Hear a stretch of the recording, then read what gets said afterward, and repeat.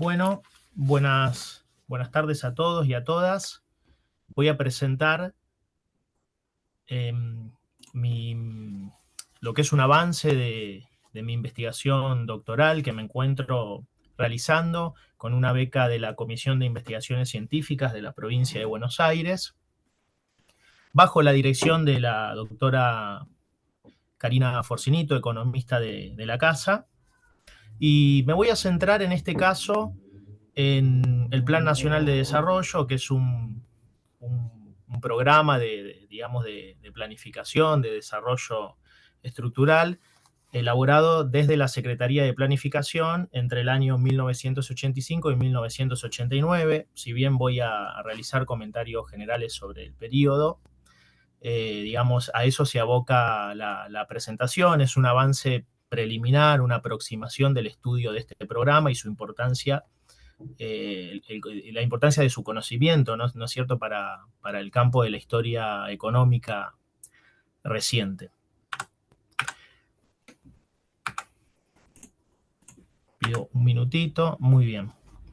Bueno, primero una serie de consideraciones preliminares que quisiera poner de relieve, que motivan este trabajo y esta investigación, y es, digamos, el menor énfasis que la literatura, cuando digo la literatura, digamos, especializada, me refiero digamos, a la que tiene que ver con los campos de la economía política, de la historia económica y también de la economía contemporánea, digamos, de aquellos años, especialmente de la macroeconomía. Han puesto un menor atención en torno a lo que es la participación de Bernardo Greenspun, quien fue el secretario de Planificación en el periodo en el cual estudiamos y el cual tenemos conocimiento que es un principal protagonista digamos, del Plan Nacional de Desarrollo que vamos a comentar a continuación. Es decir, podemos considerar que, digamos, dado su participación como ministro de Economía entre 1983 y 1985, es decir, como el primer ministro, digamos, de la recuperación democrática durante el gobierno de Alfonsín, hubo una atención mucho menor de su participación en la Secretaría de Planificación, es decir, cuando él sale del Ministerio de Economía, se le ofrece este cargo, que era el que anteriormente tenía su relevante Juan Zurruil, y cargo que desempeña hasta el final del mandato.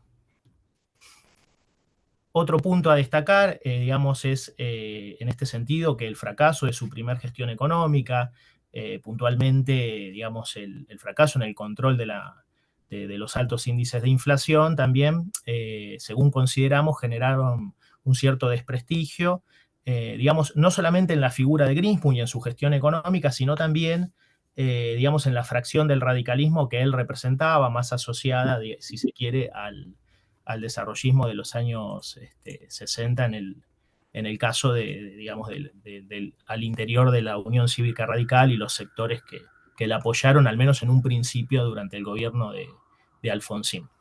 Hay otro punto a destacar, y es que Bernardo Greenspun, según los testimonios de la época, aceptó el cargo de secretario de Planificación, pero tuvo la condición impuesta por el presidente Alfonsín en ese momento de trabajar de forma aislada y de no generar repercusiones públicas contemporáneas, es decir, de no generar declaraciones a la prensa, digamos, razón por la cual consideramos que el Plan Nacional de Desarrollo, digamos, tuvo, digo, una escasa repercusión pública en términos contemporáneos, digamos, estrictamente. Muy bien. El Plan Nacional de Desarrollo, el periodo que se proponía, digamos, lo que era la planificación y las metas de desarrollo planteadas, tenía un marco teórico, y principalmente voy a hablar digamos, de la faceta política de ese marco teórico, que era más que relevante. Digo principalmente porque también había una serie de consideraciones respecto de la evolución del comercio internacional, digamos que en un segundo plano, en todo caso, las comentaré más adelante.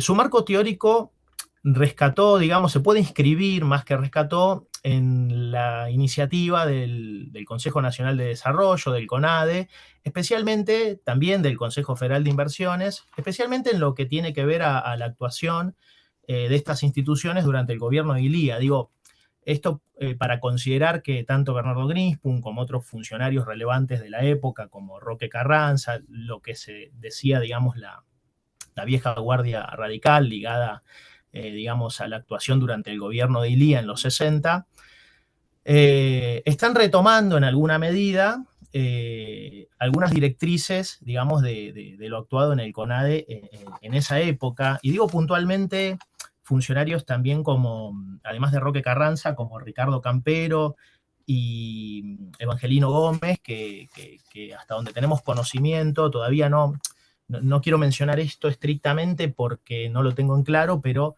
que estuvieron detrás del Plan Nacional de Desarrollo, porque este es un programa, digamos, que digamos, está a disposición en la biblioteca del Ministerio de Economía, en el Centro de Documentación e Información, y está firmado por la Secretaría de Planificación, no contiene nombres específicos de los funcionarios, pero bueno, hay una obviedad que es que Bernardo Greenspun fue el principal titular del programa, y hasta donde sabemos por una serie de entrevistas que actualmente estoy abordando, digamos, estos funcionarios que acabo de nombrar también estuvieron bastante involucrados en el mismo, ¿no es cierto? Digamos, los 2 o 3 puntos principales que habría que rescatar en este orden son la proyección de una planificación democrática y federal. Esto es algo que, digamos, que tiene cierta analogía con los planes del CONADE, la necesidad de que la planificación se haga en concertación con las provincias, lo cual también era bastante problemático, vamos a comentar más adelante, porque en ese momento, digamos, la mayor parte de las provincias, especialmente en el norte, se encontraban gobernadas por la oposición al gobierno. Pero está esta idea, digamos, de generar una planificación que no sea solamente jerárquica, digamos, a partir de los intelectuales, sino en concertación con instituciones provinciales, etcétera, ¿no es cierto? Está la jerarquización de retomar el crecimiento económico, la idea del Plan Nacional de Desarrollo es, bueno, entre 1987 y 1991 es posible retomar el crecimiento económico. Esto tiene, digamos, una fuerte relación con cómo se veía desde la programación económica de este plan, la estabilización que había generado el plan austral, había alguna idea subyacente, si bien ahora voy a, digamos, más adelante voy a hacer un comentario aparte, pero lo que quisiera adelantar es que había una cierta idea de relieve de que el plan austral había logrado estabilizar los niveles de inflación. Recordemos que el Plan Nacional de Desarrollo tiene una versión preliminar que está para consulta en los archivos, que sale en abril de 1986 y se formula la definición del documento definitivo hacia fines de ese año, ¿no es cierto? Entonces, digo, está viendo el Plan Nacional de Desarrollo y los técnicos de la Secretaría de Planificación, digamos, en 1986, índices de inflación medianamente controlados, digamos, de Plan Austral, que se formuló en 1985. Digamos, esto, digamos, después más adelante se va a truncar, por supuesto, se va a hacer más evidente la dificultad de controlar la estabilización en 1987 y en el 88.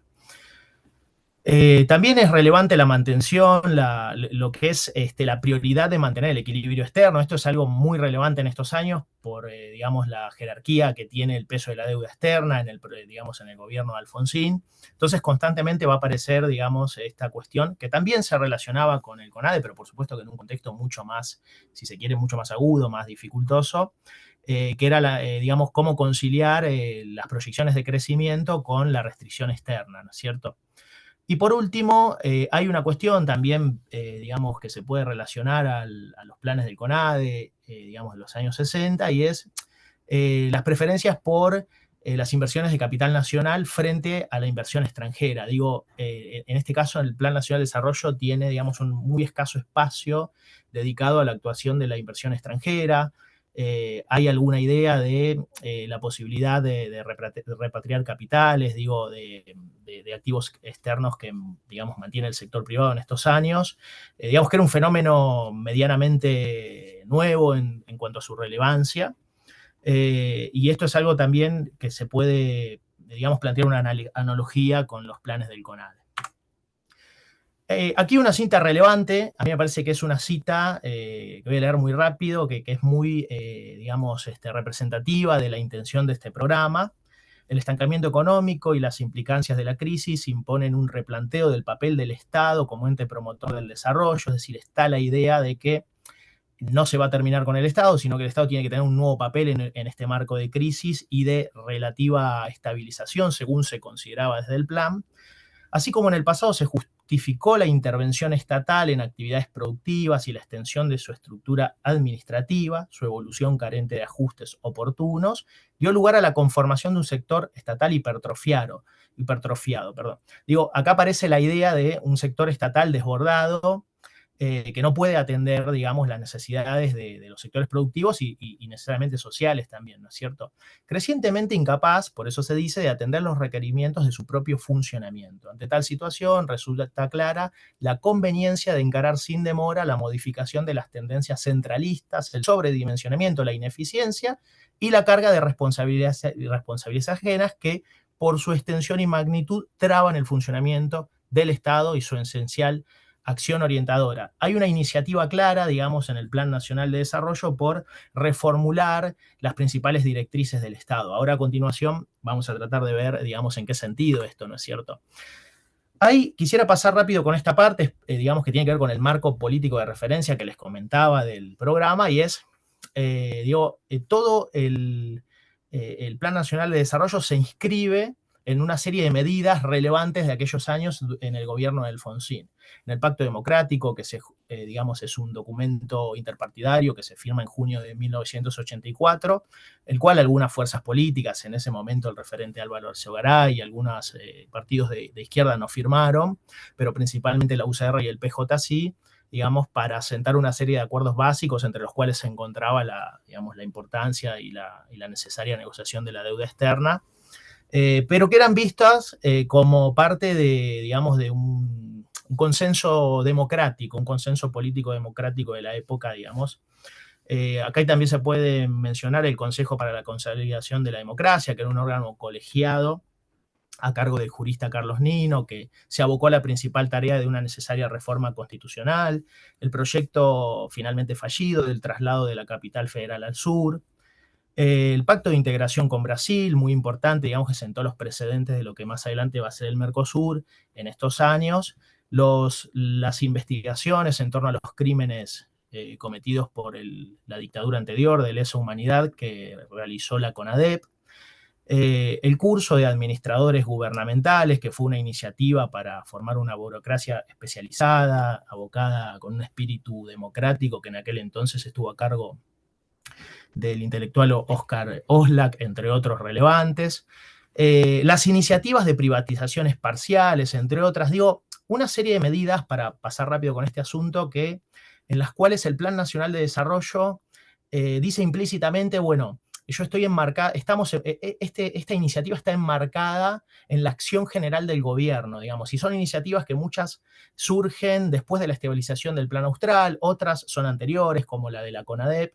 Las privatizaciones son, digamos, un poquito más avanzadas el gobierno, del 85 en adelante, al menos las iniciativas por avanzar en algunas de ellas. Y digamos, el Plan Nacional de Desarrollo se inscribe, busca inscribirse, ¿no? Es decir, digamos, en ese lugar que tiene que ver con, quizás con buscar un respaldo implícito del gobierno, que evidentemente, digamos, dado su marginación, no tuvo. Hay una serie de objetivos manifiestos, algunos yo los hemos mencionado hasta aquí. Uno es reestructurar el Estado, ahora veremos en qué sentido, modernizar el aparato productivo. Esto va a ser, digamos, principalmente motorizado por el papel de la inversión pública en un contexto, digamos, muy, muy difícil y, digamos, y cuestionable de realizar, como vamos a ver. Está también el objetivo de reindustrializar el país, se miraban, digamos, determinados indicadores, como era el achicamiento de la mano de obra industrial, y volver a promover niveles de pleno empleo. Hay una mirada al pasado, hay una mirada a los 60 en este sentido, quizás hay cierto, digamos, si se quiere, desconocimiento sobre los procesos digamos, que se fueron desarrollando en el aparato productivo luego de la dictadura. Esto se ve mucho en que el Plan Nacional de Desarrollo retoma como punto central digamos, de la crisis del país los años 80, ¿no es cierto? El periodo de la crisis de la deuda externa, ya el fracaso, digamos, si se quiere, económico durante la dictadura y etcétera. Más que apuntar los cañones contra, digamos, el gobierno militar. Mejorar los niveles de vida de la población, hay un sentido social muy fuerte en el programa, y consolidar las instituciones democráticas. Acá se consideraba, digamos, que era parte inescindible del gobierno. El gobierno, digo, la iniciativa de estos funcionarios, digo, se teñía de ese trasfondo que era la transición a democrática, en la cual se mezclaba, y no estaba claro, y esto quizás políticamente intencional, el proyecto del gobierno con el mismo proceso, digamos, que tiene que ver con apropiar ese proceso de transición a la democracia, ¿no es cierto? Hay una serie de metas macroeconómicas, digo, muy interesantes. Principalmente se creía en la posibilidad de mantener un crecimiento del Producto Bruto Interno del 4,8% como promedio anual.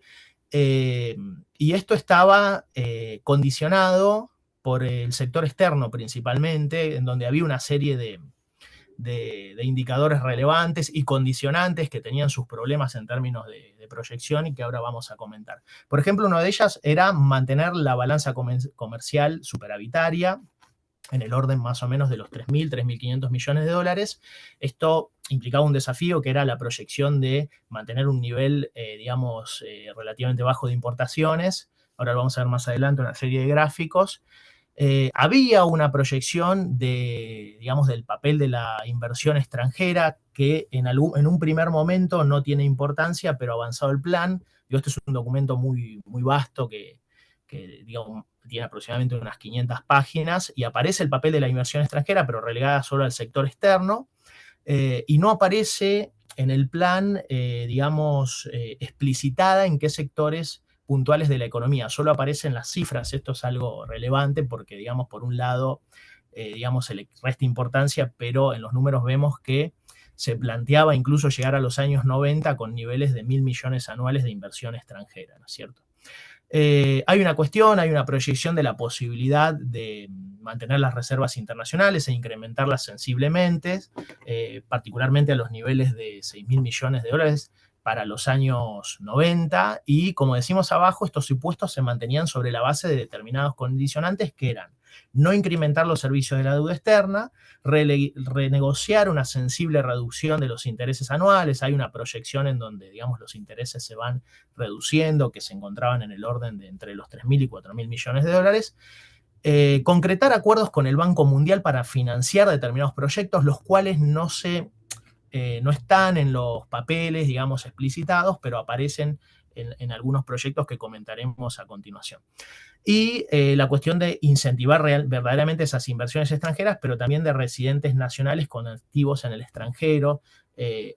Acá no hay proyecciones específicas en términos de número. Bueno, nosotros consideramos que porque posiblemente, digamos, dado digamos, la relevancia que el fenómeno fue tomando, y su conocimiento específico era bastante novedoso en la época, por lo cual había una idea indirecta del Estado como inductor de inversiones, pero no se explicitaba sobre qué montos se preveía que las inversiones digamos, de los activos de residentes nacionales en el extranjero, en qué montos podían efectivamente volver a la economía argentina. Acá lo que vemos es la inversión pública y privada que se proyectaba en el plan como porcentaje del Producto Interno Bruto, y lo que se puede ver particularmente que es... ¿Cómo? 5 minutos. Muy bien, perfecto.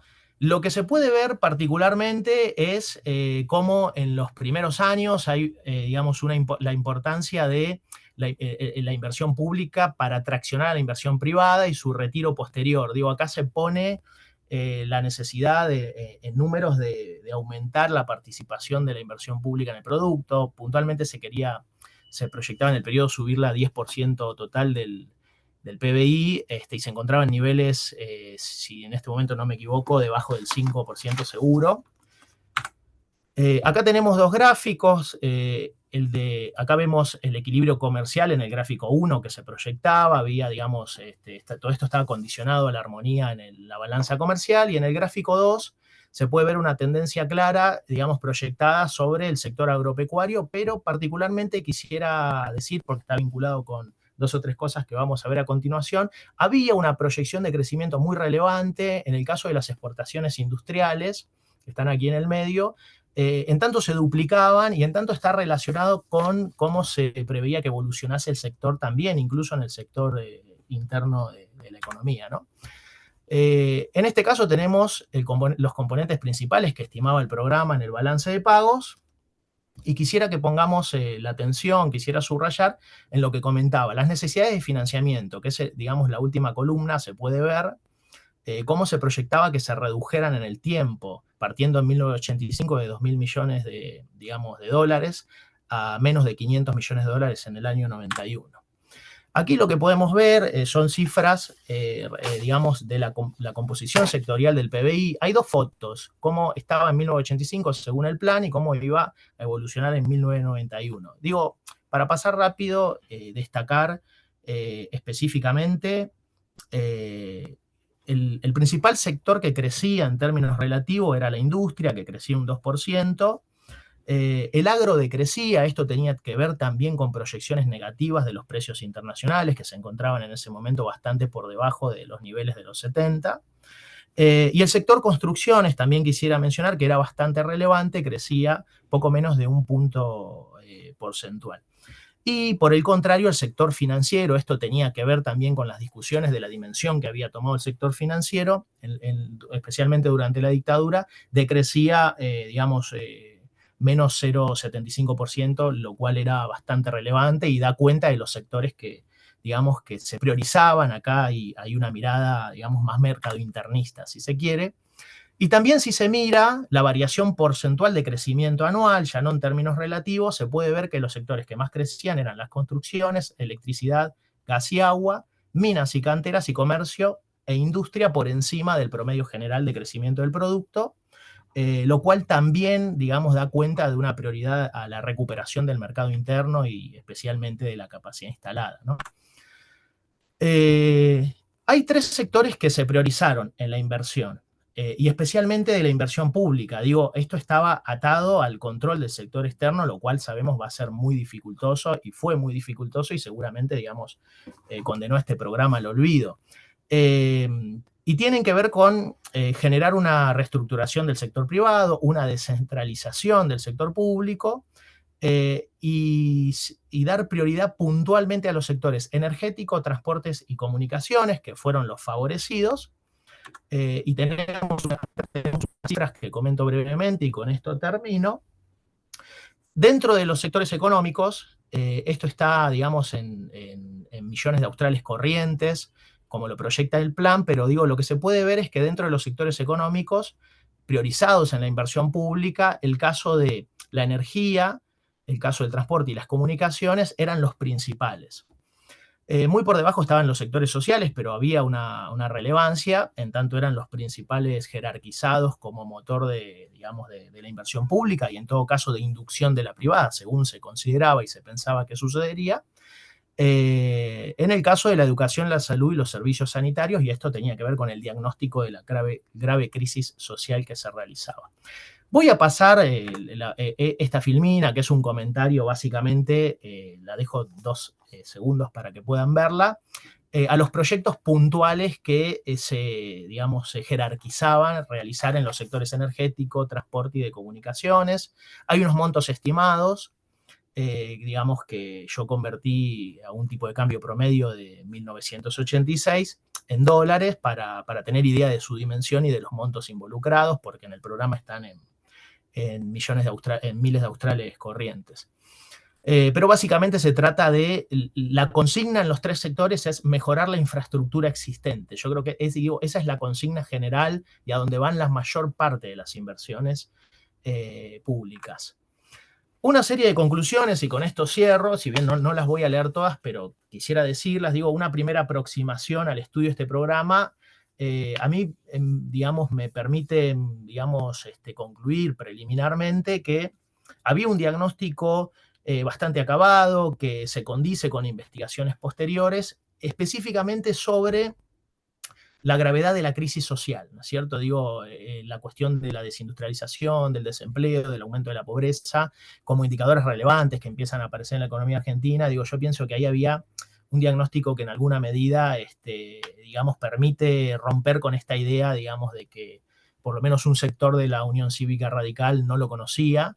Digo, acá creo que se puede plantear esa idea, ¿no es cierto? Y después, en segundo lugar, decir que la cuestión de la restricción externa, digamos, era muy sensible, pero principalmente creo que uno de los principales defectos del programa es que no plantea metas de, digamos, fiscales, no plantea metas monetarias, no plantea metas de precio, porque alude a que el austral en alguna medida está consolidado y que el plan se maneja con los supuestos de 1986.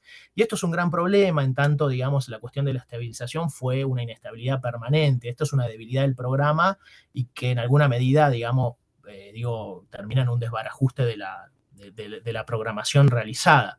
Y por último, quisiera comentar la importancia del conocimiento, digamos, de este tipo de programa y la profundización en el análisis también para dar cuenta de las tensiones respecto de la política económica y el desarrollo durante el gobierno de Alfonsín y, digamos, cómo la historiografía, pienso, que puede dar cuenta del conocimiento más acabado de las tensiones existentes en ese momento.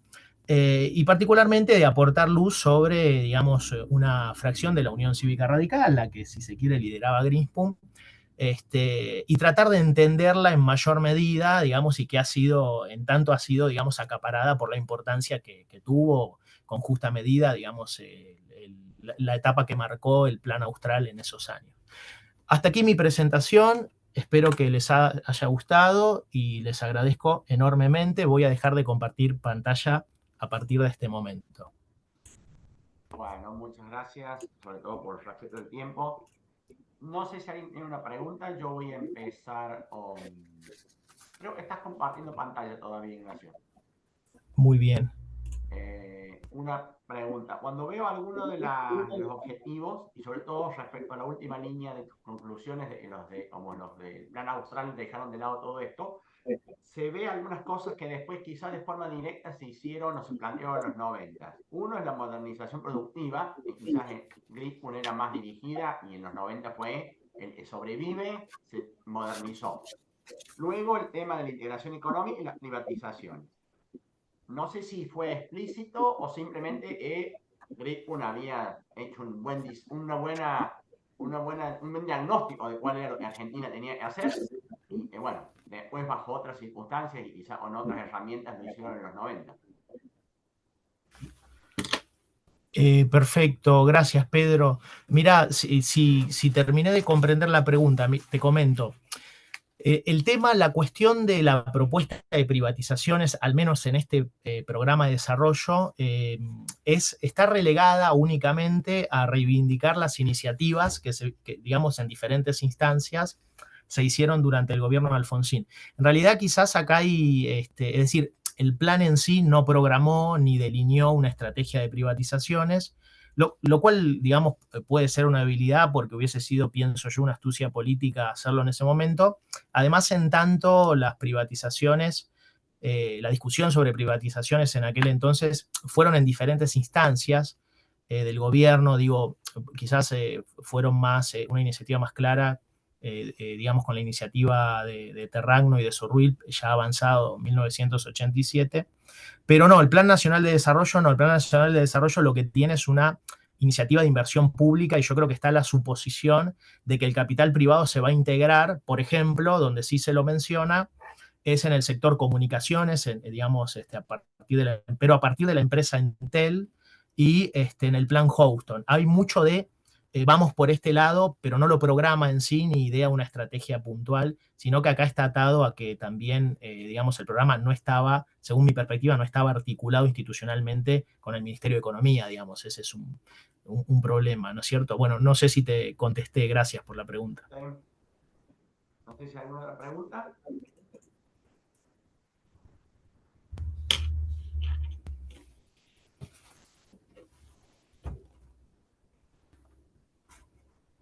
Bueno, yo tengo una última entonces. Una cosa que Bueno. después veo que se repite quizás por distintos motivos. En el caso de este plan fue, de nuevo, lamentablemente este es un plan que después lo hacía una secretaría, pero no lo implementaba la otra.